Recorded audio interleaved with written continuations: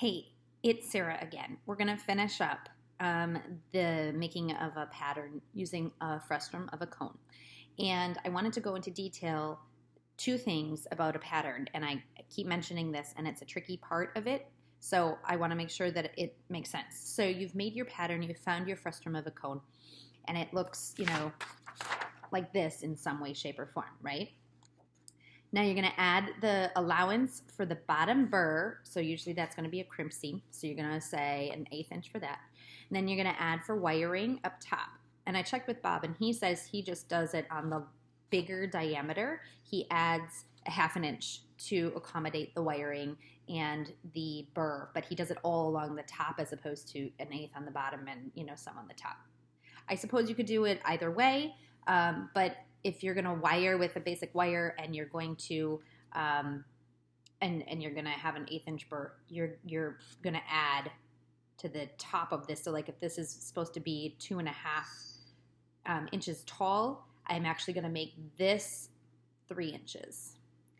Make sense? Okay. Next, we're going to talk about how you add for a seam allowance, and it's kind of annoying math, but it really helps make everything a lot easier if you're being really particular about your seams. So for most things, you do a lap seam, which you just add an 1/8 of an inch, which is really tiny math, but I do crimp seams a lot with Bob because they hold better, and I like them better because they are stronger. I'm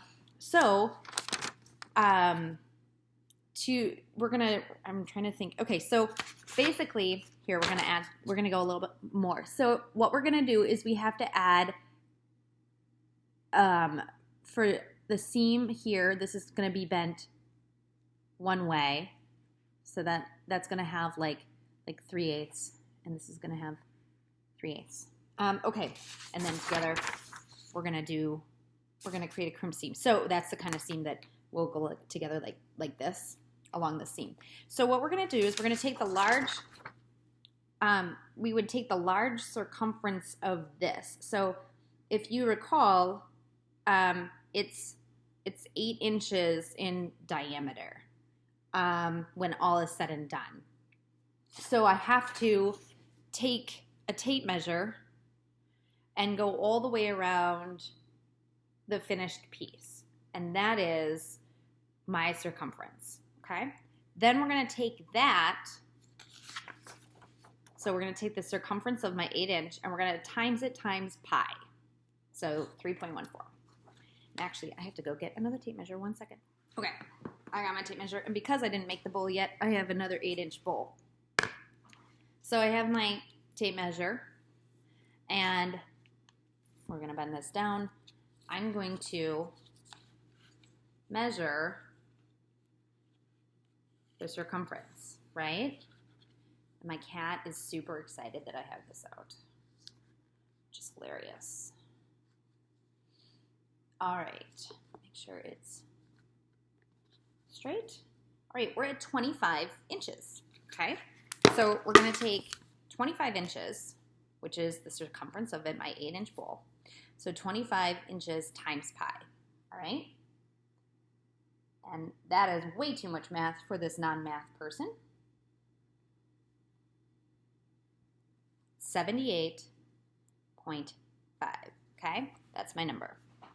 All right, now we're going to take 78.5 and divide it, for those visual learners like me, by 360 for 360 degrees. This is just to get the right seam.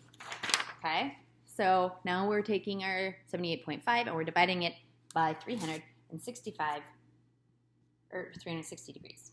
Okay, that is giving us, this is so much math it hurts, 0.218 which is the distance of 1 degree of that circle. It hurts so bad. So that, oh my gosh, divided by my seam allowance, which is 3/8. So, I wonder, yeah, no. Okay, so I'm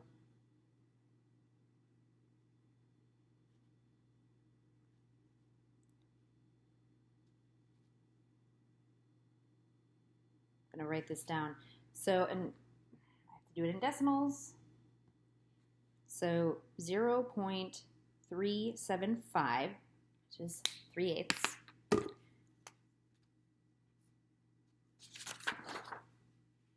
So there's my 3/8 seam allowance. If this was an eighth, it'd be, 0.25. My seam allowance divided by the number I got for my circumference, which, so much math, hurts my head. I'm probably even going to do it wrong. Bob's going to laugh at me. I can't. 375 divided by 0.218 equals. Okay, so 1.7 degrees. Okay, so that means I'm going to, on my frustrum of a cone, you remember how we found that degree with the protractor? I'm going to put my protractor back, and we're gonna, and you would do a protractor, and you would do 1.7 degrees, and that's, and with that circle, and you would add 1.7 degrees to the end here.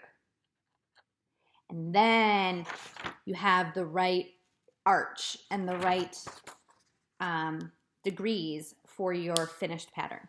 I recommend doing all of that math when you have everything laid out on like I did just now, when piecemeal, because now actually I have to go back to the drawing board and redraw out because I didn't do this seam allowance very well the last time. I totally guessed my degrees, and I'm probably going to be off by probably a whole degree because I think I did like 3 degrees instead of 1.7. So, but that's why this is building patterns. So if you have any questions about the math, let me know. The PDF that you can download from tintinkers.org does not have this information about getting your seam allowance for your seams, your crimp seams, especially, lap seams, same thing. So if you have questions about this, let me know. If I don't know, I will ask Bob because he's the one who taught me this. So thank you again for watching, and talk to you soon.